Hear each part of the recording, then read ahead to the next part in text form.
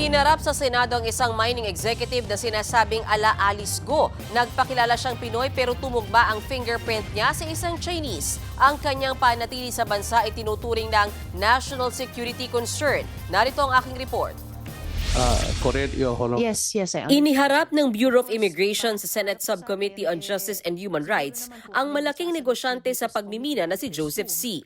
Siya ang presidente ng Philippine Silk Road International Chamber of Commerce o PSRICC, isang samahan ng mga negosyanteng Chinese. Ang alegasyon laban kay C, pamimeke ng mga dokumento para makapagpanggap na Filipino. Sa impormasyong nakarating kay Senator Risa Hontiveros, Chen Zhongzhen ang tunay na pangalan daw ni Joseph C na isa raw Chinese. Sa pagdinig, nag-invoke si C ng kanyang right against self-incrimination.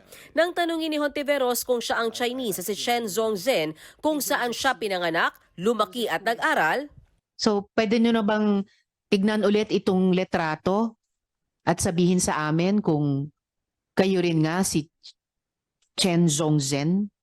Your Honor, I import to be silent. Okay. Nagsisimula na akong feeling medyo schizophrenic. No? There's a Chen Zhongzhen na sinasabing siya rin si Joseph C. Pero kayo po, si Joseph Cuesi, hindi nyo masabi na kayo si Chen Zhongzhen.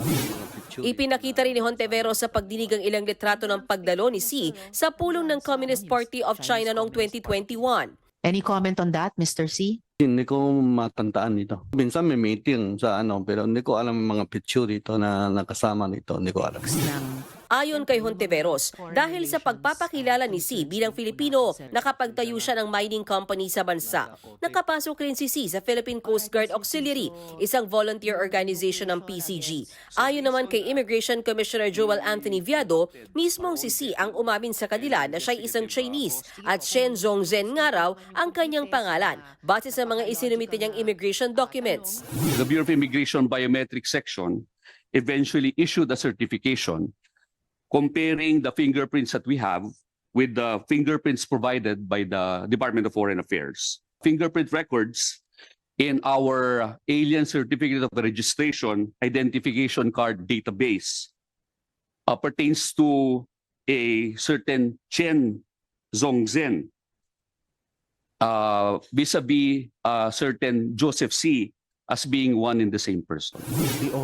Nilalakad na nila sa Bureau of Immigration ang deportasyon at kanselasyon ng Philippine passport nito. Sa panig naman ng National Intelligence Coordinating Agency o NICA, itinuturing nilang national security concern ang kaso ni C. Lalo't may mga kumpirmadong ulat na rin ng mga nakalusot na Chinese na nagpanggap na Pilipino. Ang Office of the Solicitor General naman, sinabing nakikipag-ugnayan na ito sa iba pang ahensya para mangalap ng ebidensya laban kay C. In fact, the Bureau of Immigration already requested our office to file that petition. We're coordinating with the BI and also the PSA for documents because we want to file the case with evidence coming from the BI and PSA that our theory that he is an alien is correct, Your Honor. Sabi ni Hontiveros, kailangan madiskubre kung nasaan ang butas sa sistema ng gobyerno, kaya dumarami pa ang mga tulad ni Alice Go. Mga kapatid, Mean Los Baños po, huwag magpahuli sa mga balita at impormasyong dapat ninyong malaman.